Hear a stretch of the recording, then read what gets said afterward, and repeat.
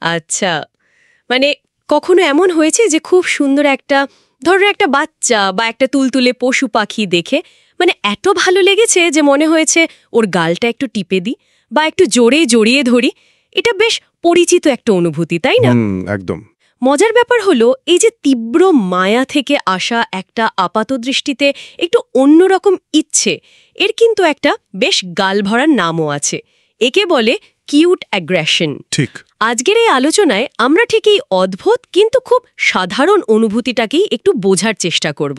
আমাদের হাতে বেশ কিছু সূত্র আছে, যেমন সামাজিক মনোবিজ্ঞানী লিজা এ উইলিয়ামসের কাজ, ইয়েল ইউনিভার্সিটির গবেষণা। এগুলো থেকে একটু দেখব কেন এমনটা হয়, এর পেছনের যুক্তিটা কি, আর এটা আসলে কিসার ইঙ্গিত দেয়।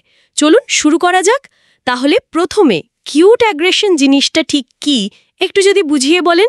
আচ্ছা, দেখুন, লিসা এ উইলিয়ামস উনি যেভাবে ব্যাখ্যা করেছেন, মানে এটা আসলে একটা সাইকোলজিক্যাল রেসপন্স। যখন আমরা খুব মিষ্টি বা খুব আদুরে কিছু দেখি, তখন আমাদের ভেতরে একটা প্রবল পজিটিভ ইমোশন তৈরি হয়, মানে প্রচণ্ড মায়া বা আনন্দ। এই ফিলিংসটা যখন খুব তীব্র হয়ে যায়, প্রায় নিয়ন্ত্রণের বাইরে যাওয়ার মতো, তখন কিউট অ্যাগ্রেশন সেটাকে একটু সামাল দিতে হেল্প করে। ও আচ্ছা। এখানে কিন্তু মনে রাখতে হবে, উদ্দেশ্যটা আঘাত করা নয়, একদমই না। এটা ব্রেনের একটা কৌশল বলতে পারেন।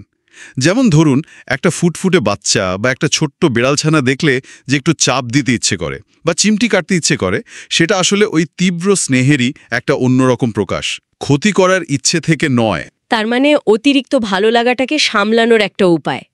এটা কি তাহলে অনেকটা ওই যে খুব বেশি আনন্দ হলে বা হাসলে চোখে জল চলে আসে, সেরকম কিছু?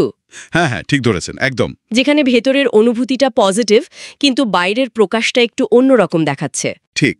মনোবিজ্ঞানের এর একটা টার্ম আছে, একে বলে ডাইমরফাস ইমোশনাল এক্সপ্রেশন। ডাইমরফাস মানে দ্বিমুখী আবেগ প্রকাশ আর কি, যেখানে ভেতরের যে তীব্র অনুভূতিটা, সেটার প্রকাশটা বাইরে থেকে দেখলে আপাত দৃষ্টিতে উল্টো মনে হতে পারে। আর ইয়েল ইউনিভার্সিটির গবেষকরাও দেখেছেন, এটা কিন্তু বয়স বা কালচার এগুলোর উপর অতটা নির্ভর করে না, প্রায় সবার মধ্যেই কম বেশি দেখা যায়। তাই নাকি? হ্যাঁ, এবং এটা সম্পূর্ণ স্বাভাবিক একটা ব্যাপার। আমাদের আবেগ প্রকাশের যে জটিল সিস্টেম, তারই একটা অংশ এটা। ব্যাপারটা আসলেই খুব ইন্টারেস্টিং। আচ্ছা, তাহলে যখন আমরা ওইরকম খুব মায়াবী কিছু দেখি, তখন আমাদের ব্রেনের ভেতরে ঠিক কি ঘটে? মানে কোনো কেমিক্যাল ব্যাপার আছে নিশ্চয়ই? একদম, কেমিক্যাল ব্যাপার তো বটেই। যখন আমরা সুন্দর, মন ভালো করা কিছু দেখি, তখন আমাদের ব্রেনে ডোপামিন রিলিজ হতে থাকে। ডোপামিন মানে ওই যে রিওয়ার্ড হরমোন বা ভালো লাগার অনুভূতি যেটা দেয়? হ্যাঁ, ঠিক তাই, ভালো লাগার কারিগর বলতে পারেন। কিন্তু এই পজিটিভ ফিলিংসটা যখন অতিরিক্ত হয়ে যায়, মানে খুব বেশি তীব্র, তখন ব্রেন একটু যেন দিশেহারা হয়ে পড়ে। তখন ব্রেনের যে অংশটা আবেগ কন্ট্রোল করে, অ্যামিগডালা, সেটা অ্যাক্টিভ হয়ে ওঠে। অ্যামিগডালা? আচ্ছা। হ্যাঁ, এটা তখন অনেকটা গাড়ির ব্রেকের মতো কাজ করে, ওই তীব্র আবেগের গতিটাকে একটু কমাতে চায়।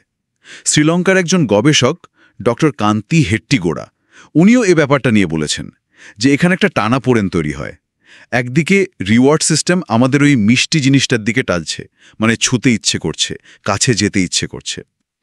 আর অন্যদিকে আবেগ নিয়ন্ত্রণের যে সিস্টেম, সে ওই তীব্রতাটাকে কমাতে চাইছে।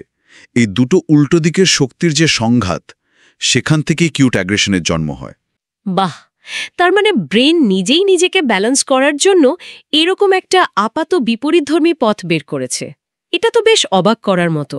হ্যাঁ, তা তো বটেই।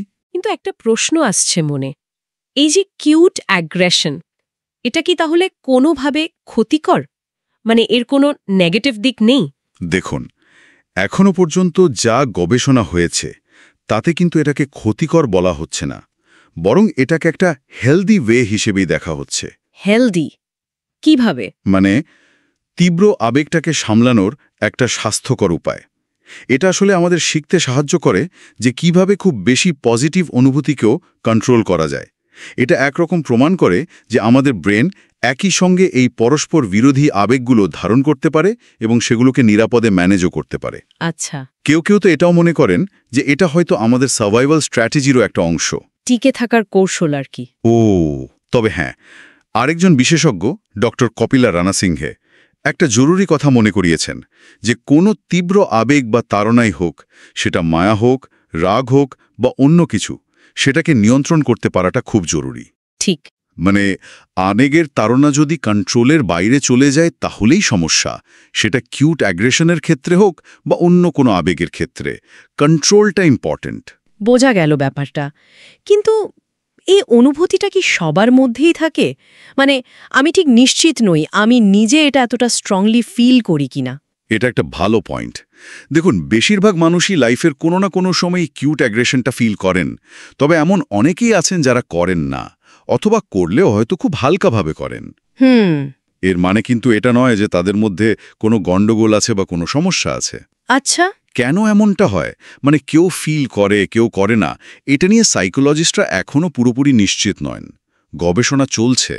হতে পারে তাদের আবেগ প্রকাশের ভঙ্গিটাই হয়তো একটু অন্যরকম, অথবা তারা হয়তো ওই একই লেভেলের ইন্টেন্সিটি দিয়ে আবেগটা অনুভব করেন না।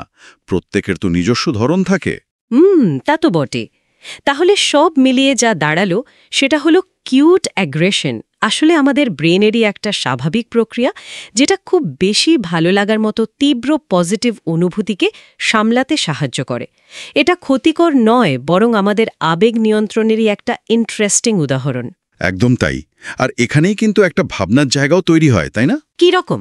এই যে আমরা দেখলাম সবাই একভাবে কিউট অ্যাগ্রেশন অনুভব করে না বা প্রকাশও করে না, তাহলে প্রশ্ন আসতেই পারে যে আমাদের ব্রেন তীব্র অনুভূতিগুলোকে, সেটা পজিটিভই হোক বা নেগেটিভ, সেগুলোকে সামলানোর জন্য এমন আর কি সূক্ষ্ম বা হয়তো অলক্ষিত কৌশল ব্যবহার করে, যেগুলো হয়তো আমরা সেভাবে খেয়ালই করি না, বা যেগুলোর এরকম কোনো গালভরা নাম এখনো দেওয়া হয়নি। এটা নিয়ে একটু ভাবা যেতে পারে। সত্যি তো দারুণ একটা প্রশ্ন রেখে গেলেন। এটা নিয়ে অবশ্যই ভাবা উচিত।